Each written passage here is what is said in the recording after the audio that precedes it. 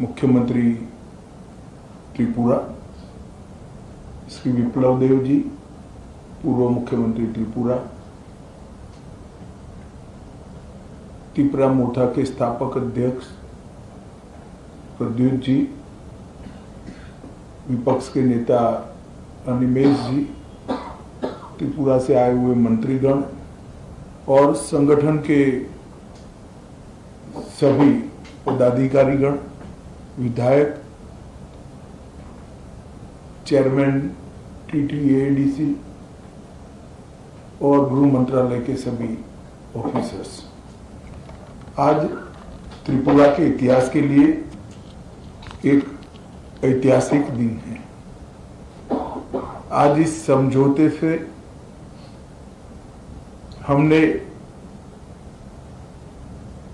इतिहास का सम्मान किया है, गलतियों को सुधारा है और आज की वास्तविकता को भी स्वीकार कर तीनों चीजों का सामंजस्य कर हमने भविष्य की ओर देखने का काम किया है।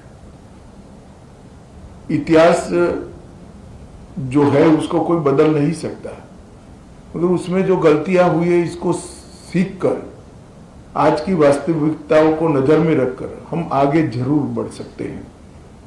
और मुझे आनंद है कि त्रिपुरा मोर्चा ने, सभी ट्राइबल पार्टियों ने और सभी ऑर्गेनाइजेशन ने इसके लिए बहुत कंस्ट्रक्टिव रोल लिया है। और भारतीय जनता पार्टी की त्रिपुरा सरकार ने भी शुरू से इसके लिए प्रयास किया। विप्लव जी उपस्थित है, माणिक शाह जी यहाँ उपस्थित है। माणिक शाह जी ने भी बड़े इंटरेस्ट से बारीकियों में इसको स्टडी कर अंजाम तक पहुंचाने में बड़ी अच्छी भूमिका अदा की है।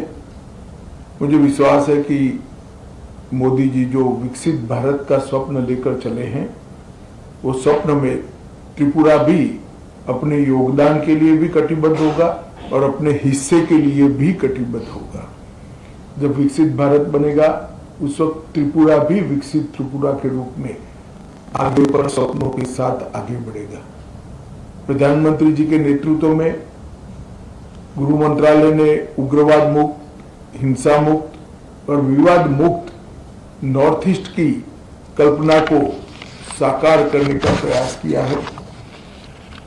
हमने ढेर सारे संगठनों से बात की, सरेंडर्स भी बहुत हुए। करीब करीब 10,000 लोग हथियार छोड़कर मेन स्ट्रीम में आए हैं और इसी के कारण आज नॉर्थ ईस्ट में विकास का एक माहौल बना है। ब्रूरियांग का समझौता हो या सीमाओं का समझौता हो, शुरुआत उसकी त्रिपुरा से ही हुई थी और ये टर्म में अब क्योंकि हम चुनाव में जा रहे, अंतिम समझौता भी त्रिपुरा का हो रहा है। 2019 में NLFT SD के साथ समझौता हुआ था, 20 में ब्रू समझौता हुआ, 20 में बोडो समझौता हुआ, 21 में कार्बी समझौता हुआ, 22 में आदिवासी समझौता हुआ, 22 में असम मेघालय अंतर्राज्यीय सीमा का समझौता हुआ, 23 में असम अरुणाचल अंतर्राज्यीय सीमा का समझौता हुआ, 2023 में दिमासा शांति समझौता हुआ, 2023 में UNLF का समझौता हुआ और 2023 में ही उल्फा का समझौता हुआ और अब ये समझौता हो रहा है। तो कुल मिलाकर 11 अलग अलग प्रकार के सीमाओं से जुड़े हुए, अपनी पहचान से जुड़े हुए, अपनी संस्कृति और भाषा के लेकर संघर्ष करने वाले सभी के साथ सामंजस्य पूर्वक बात कर हमने संघर्ष को समाप्त करने की दिशा में काम किया है। मुझे बहुत आनंद है कि आज त्रिपुरा, हम विवाद मुक्त त्रिपुरा की ओर आज से आगे बढ़े हैं। मैं प्रद्युत देव जी को बहुत बहुत धन्यवाद करना चाहता हूं। भारत का इतिहास है, जब विभाजन की विभीषिका पूरा देश झेल रहा था, तब बांग्लादेश के सभी हिंदू परिवारों को शरण देने का काम आपके दादा ने किया था। महात्मा गांधी की अपील को उन्होंने सम्मान किया था, मगर बाद में कुछ ऐसी बातें हुई कि मतभेद भी हुए, थोड़े संघर्ष भी हुए।